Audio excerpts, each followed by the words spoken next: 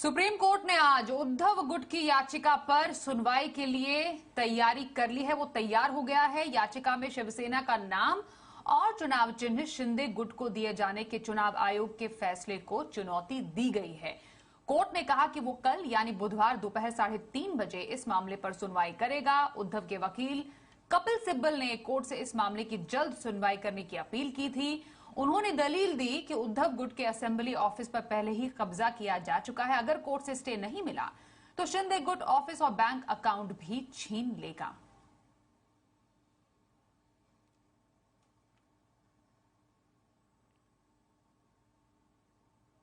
वहीं चुनाव आयोग से झटके के बाद अब उद्धव ठाकरे गुट को एक और बड़ा झटका लगा है। संसद भवन में शिवसेना को आवंटित ऑफिस भी एकनाथ शिंदे गुट को मिल चुका है। लोकसभा सचिवालय ने एकनाथ शिंदे गुट को शिवसेना कार्यालय आवंटित करने का आदेश दिया। लोकसभा सचिवालय ने अपने आदेश में कहा कि संसद भवन का कमरा नंबर 128 शिवसेना संसदीय पार्टी को बतौर कार्यालय आवंटित किया जाता है। शिंदे ने कहा कि शिवसेना का नाम और चुनाव चिन्ह उन्हें योग्यता के आधार पर दिया गया है। बाला साहेब ठाकरे की विचारधारा ही उनकी संपत्ति है।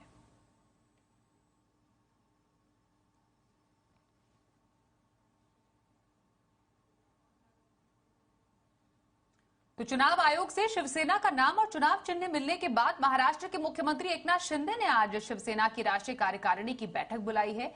इस बैठक में पार्टी के विधायक, सांसद सहित तमाम नेता शामिल होंगे। मुख्यमंत्री शिंदे के एक करीबी के मुताबिक ये पार्टी की पहली उच्च स्तरीय बैठक होगी, जिसकी अध्यक्षता मुख्यमंत्री एकनाथ शिंदे करेंगे। राष्ट्रीय कार्यकारिणी की बैठक में शिवसेना की नई कार्यकारिणी के गठन पर भी चर्चा हो सकती है। ज्यादा जानकारी के लिए मुंबई से संवाददाता वैदेही कानेकर हमारे साथ है। वैदेही, सीएम शिंदे की बड़ी कार्यकारिणी बैठक, कई अहम फैसले लेने की बात यहां पर की जा रही है। सूत्रों से क्या जानकारी मिल रही है?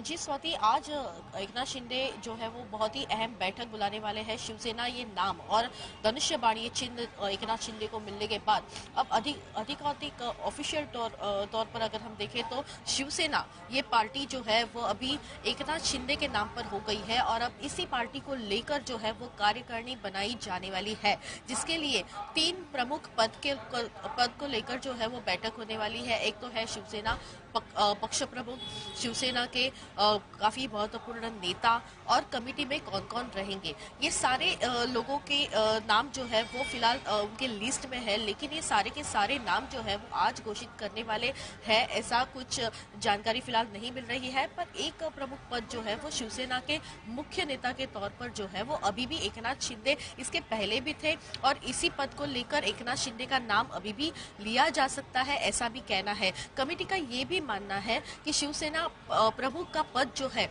वो एकनाथ शिंदे को दिया जाए, पर इस पद को लेकर जो है वो फिलहाल अभी कोई भी जानकारी ऑफिशियल तौर पर नहीं आई है, क्योंकि एक तो शिवसेना प्रमुख पद के लिए जो है वो एकनाथ शिंदे का नाम भी आगे आ रहा है। दूसरी ओर देखें तो यहाँ पर जो है वो मुख्य नेता के तौर पर एकनाथ शिंदे का नाम आ रहा है, तो मुख्य नेता के तौर पर एकनाथ शिंदे का नाम आ सकता है, ऐसा भी मिल रहा है। संसदीय नेता जो संजय राउत थे, अभी वो पद जो है वो गजानन कीर्तिकर जो प्रमुख सांसद है उन्हें मिलने की संभावना भी बताई जा रही है।